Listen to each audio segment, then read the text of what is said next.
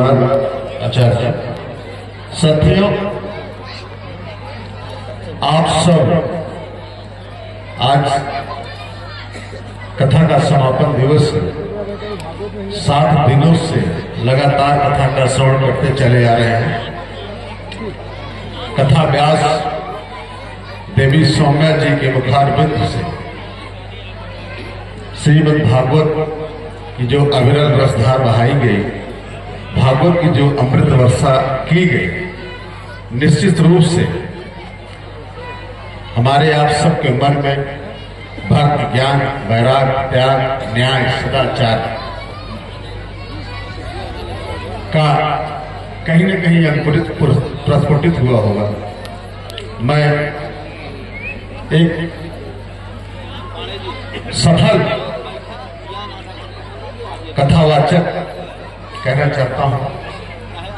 बहुत से नए कथावाचक इस क्षेत्र में है, लेकिन कथा कहने का जो तरीका है, धारा प्रवाह तरीके से आज तक कोई कथावाचक हमको इस क्षेत्र में नहीं मिला, जिसने आपने कथा के दौरान कब सांस ली ये पता ही नहीं चलता था।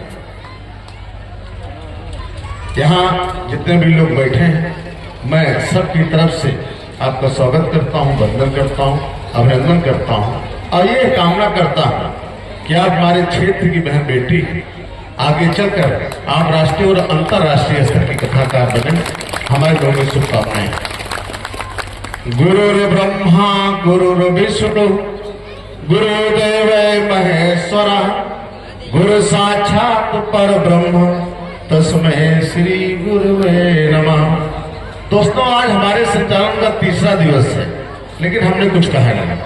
लेकिन अभी मैं बैठा था जब भगवान श्री कृष्ण और सुदामा के चरित्र का जो है पर आप अपनी व्याख्यान दे रहे थे, उस समय मेरे दिमाग में एक बात आई कि श्रीमद् भागवत की इस कथा में जो हमारे पारिवारिक सामाजिक संबंध होते हैं, जो हमारे मित्र के संबंध होते हैं, भगवान श्री कृष्ण और सुदामा की मित्रता का उदाहरण दिया जाए।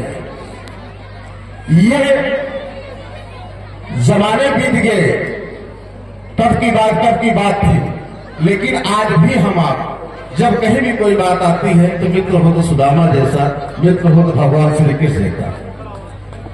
वे भगवान थे, तीनों लोक के स्वामी थे, लेकिन अपने मित्रता के बीच उन्होंने कभी अमीरी और गरीबी को आने नहीं आने दिया। महाभारत में प्रसंग आता है कि महाराज द्रौपद और गुरु द्रोणाचार्य बहुत अच्छे मित्र थे, परम मित्र थे। लेकिन जब एक बार गुरु द्रोणाचार्य जी द्रौपद जी के दरवाजे पर पहुंचते हैं और कहते हैं कि हमें महाराज द्रौपद से मिलना है, वो मेरे पुराने मित्र हैं।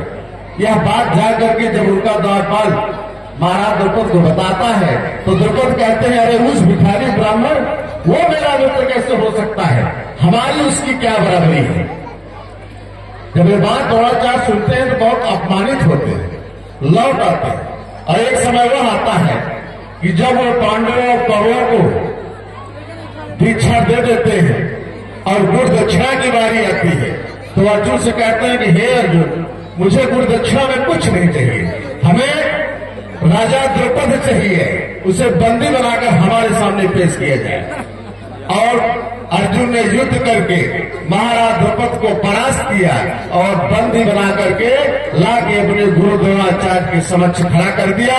तब द्रोणाचार्य ने कहा कि महाराज द्रौपद, अब बताइए मैं आपकी बराबरी का हुआ कि नहीं, आप तो मेरे बंदी हैं, आपका राजपाट सब कुछ आज मेरा हुआ, इसके बाद भी मैं आपको सर्वस्व लौटाता हूं। तो दोस्तों, मित्रता की जो मिसाल सुदामा और भगवान श्री कृष्ण की थी, वो जब तक यह धरती धरा रहेगी तब तक उस मित्रता की मिसाल दी जाएगी। इसी के साथ आइए हम आप सबका आह्वान करते हैं। हमारे बीच में मौजूद हैं हमारे नवस्था गांव के हमारे बड़े भाई साहित्यकार शिक्षक श्री आशुतोष मिश्र जी। मैं चाहूंगा कि आप मंच पर आए और